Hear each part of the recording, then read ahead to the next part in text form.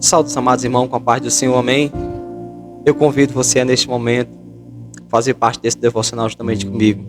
É um momento de oração e de palavra do Senhor aqui, no canal, no Kawai e também no YouTube.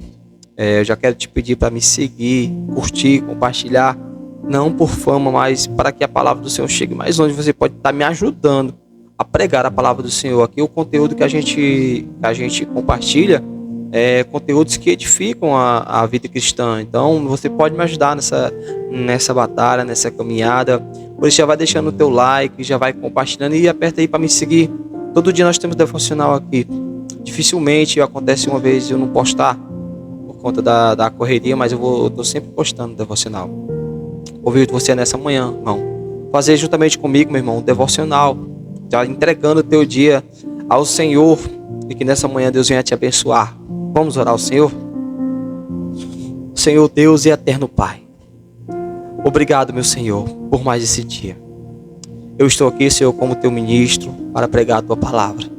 Por isso, nessa manhã, te peço, meu Deus, sabedoria para aplicar a tua palavra. Abre o coração dessa pessoa que parou para ouvir, meu Deus. Abre o coração dela para entender a tua mensagem. Fala com ela, Senhor. Que não seja eu falando, mas que seja o teu Espírito Santo falando a essa pessoa. Abençoa o dia dela, meu Deus. Dá livramento, meu Pai, no trabalho. Dá livramento na volta para casa, Senhor. Livra ela nos perigos, Senhor. Que o inimigo laça das astutas ciladas do inimigo. Deus, protege também a casa dela, os filhos dela, todo familiar dessa pessoa. Que essa pessoa venha ser, meu Deus, abençoada nesta manhã. E que a tua palavra venha gerar crescimento na nossa vida.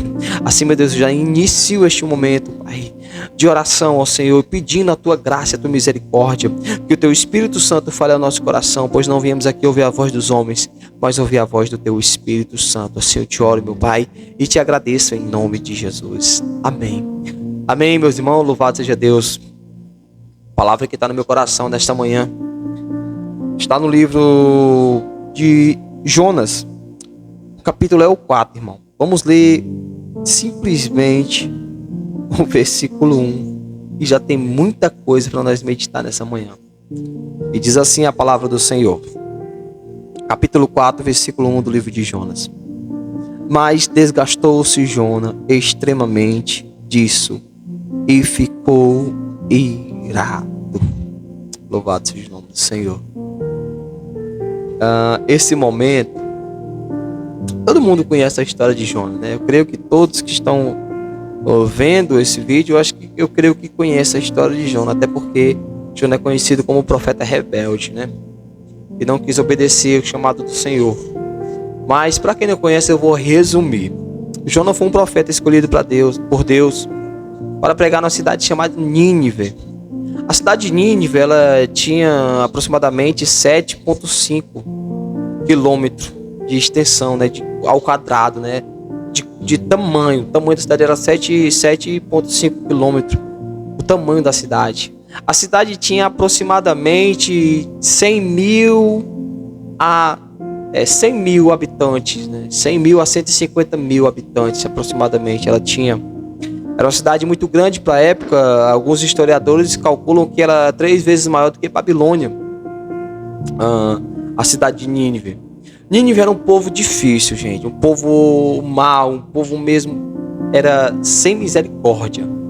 Um povo que destruía os seus inimigos a ponto de pegar as mulheres de cada tribo, de cada localidade que eles invadiam. As mulheres eles usavam como escravas sexuais, né? Fazia atos sexuais com essas mulheres a público. Os soldados, né, faziam isso com as mulheres. Os homens era cortado a cabeça, exposto como troféu a cabeça dos soldados inimigos. Então era um povo muito ruim, na verdade. E Jonas foi chamado por Deus para pregar para esse povo. E Jonas de início não quis aceitar, né? É fácil compreender porque Jonas não quis aceitar, porque o povo era mau. Jonas não queria pregar. Gente, qualquer um no lugar de Jonas pensaria assim também, né? Não, esse povo não é digno, né, de ouvir tua palavra. Esse povo não merece a tua misericórdia. É um povo muito ruim. Mas Jonas, ele não aceita o chamado e ele tenta ir para outro lugar oposto, né, para Tarsas. Ele pega um navio para Tarsas. No meio dessa viagem, uma tempestade gerada pelo próprio Deus vai ali a assolar o navio a ponto de eles dispensar as próprias cargas para aliviar o peso do navio. Enquanto Jonas dormia no fundo do navio, um dos tripulantes viu ele lá e foram perguntar quem era ele, querer saber quem era ele. E ele foi dizer, disse: eu sou hebreu, sirvo ao Deus que criou o céu e a terra. Então vamos tirar aqui sorte para ver quem trouxe esse mal sobre a nossa vida. Os caras sabiam que a tempestade era espiritual, era alguma manifestação de Deus ali. Por mais que eles não conhecessem a Deus, mas eles sabiam que era manifestação de Deus. Então, para você entender, tiraram sorte ali e a sorte caiu sobre Jonas. E perguntaram: o que você fez para que viesse esse mal sobre nós? Aí Jonas revelou: eu sou um profeta que estou fugindo da presença de Deus, porque não quero obedecer o seu chamado. E eles vão dizer: o que nós faremos para essa tempestade parar? Ele disse: me lance ao mar. Os caras lançaram. Para resumir, um grande peixe, a Bíblia diz que um grande peixe engoliu Jonas. Passou 3 dias e 3 noites no ventre desse peixe. Mas em uma oração que ele estava lá dentro, ele orou ao Senhor e Deus teve misericórdia. E esse peixe levou Jonas até Nínive. 3 dias de caminhada para Nínive. Cuspiu ele na beira da praia. E Jonas decidiu obedecer a Deus e foi pregar para Nínive. Quando ele prega para Nínive, a mensagem era essa: arrependam-se, pois em 40 dias Deus vai mandar fogo sobre este lugar e vai consumir toda essa terra. Arrependam-se, pois Deus vai destruir essa cidade em 40 dias. Essa era a mensagem de Jonas, não era uma mensagem boa. Jonas pregou a Nínive todo. 100 mil, 150 mil aproximadamente habitantes ouviram a mensagem de Jonas. Após Jonas pregar a cada canto daquela cidade, ele se afasta da cidade e fica esperando cair o fogo do céu que Deus tinha prometido. Só que após a pregação de Jonas, Jonas não viu, porque saiu da cidade. Mas o rei ouviu a mensagem de Jonas e recebeu a mensagem e decretou um jejum. Decretou um jejum sobre todo o povo, de maneira que até os animais o rei colocou em jejum para pedir a misericórdia de Deus, para que Deus perdoasse aquela terra. E Deus aceitou o jejum e perdoou aquele povo. E nós começamos a ver, a entender o tamanho da graça do Senhor. Aonde alcança a graça, alcança pessoas inimagináveis.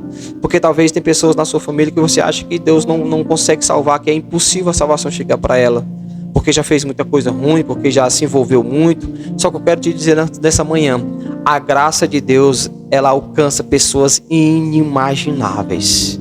Não importa o que ele fez, não importa o que ele cometeu, Deus é capaz de perdoar essa pessoa. E Jonas espera cair fogo do céu. E chegamos ao texto onde eu li, que diz que Jonas se indignou-se, desgastou-se muito e ficou irado com isso. Com isso o quê? Com o fato de Deus perdoar o povo. Jonas não aceita Deus perdoar aquele povo, porque Jonas preferia ver a desgraça. Jonas preferia ver o castigo sobre a vida do povo, o juízo de Deus, do que mesmo a misericórdia de Deus. Jonas se ira porque Deus perdoou. Jonas se ira porque o povo se converteu. Interessante é que Jonas, ele prega para aproximadamente 100 mil, 150 mil habitantes. E ele não tem a esperança de que ninguém tenha se arrependido. Ele vai para a cidade, para fora da cidade, esperando o fogo cair. Ele não vai esperar alguém se arrepender, porque ele podia estar muito bem ali. Eu quero ver, alguém vai vir aqui e vai pedir perdão, vai se arrepender, porque de 150 mil habitantes, menos uma pessoa deve ter recebido a mensagem e aceitado a Cristo. Ter aceitado a mensagem e vem pedir perdão. Não, ele vai para lá e espera cair fogo do céu. Ele não tem a esperança de ter salvado ninguém, de ter convertido ninguém. É um profeta que prega, mas não tem esperança de salvar ninguém. E quantos profetas tem nesses dias que pregam somente o juízo de Deus, preferem ver o pecador morto do que dentro de uma igreja? Porque muitos aplicam o juízo de Deus, dizendo que Deus vai matar, se não se converter Deus vai fazer isso, vai fazer aquilo, né? Mas na verdade Deus, ele quer salvar. Eu prefiro ver o traficante dentro da igreja do que dentro de um caixão. Eu prefiro ver o assassino dentro da igreja convertido, pregando a palavra do Senhor, do que dentro de um caixão. Eu prefiro ver o drogado dentro da igreja do que dentro de um presídio. Eu prefiro ver a misericórdia de Deus. Eu não sou aqueles que quer ver o castigo. Eu não sou um daqueles que quer ver a destruição do ímpio, não. Até mesmo porque a Bíblia diz que o próprio Deus não se agrada com a morte do ímpio. Mas quantos profetas tem, irmão, nos dias de hoje, pregando o juízo de Deus sem ter esperança de salvar ninguém? Sabe por quê?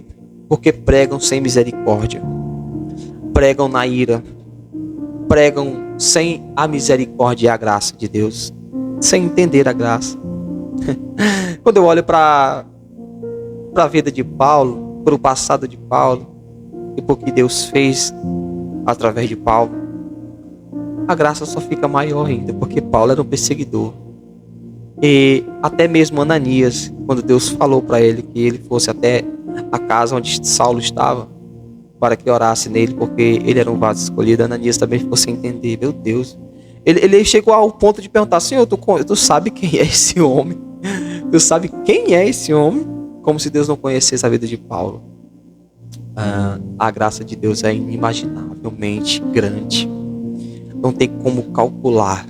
Por isso que a Bíblia diz que Deus amou o mundo de tal maneira que entregou seu único filho para morrer, porque todo aquele que nele crê não perece, mas ganha a vida eterna. Mas quantos pregadores tem hoje que só sabem pregar juízo, sem misericórdia, sem esperança de salvar o povo, preferem ver o castigo. Tem até mesmo pastores que dizem: irmão se levantou contra mim, Deus vai pesar a mão sobre ele. Fulano está se levantando contra a minha autoridade, Deus vai pesar a mão sobre ele. Quando na verdade Deus tem misericórdia, irmão. Eu prefiro ver Deus converter ele do que Deus matar ele. Eu prefiro ver Deus trazer ele para perto de mim do que Deus pesar a mão sobre a vida dele. Eu prefiro orar por ele do que pedir que Deus derrame a ira sobre ele.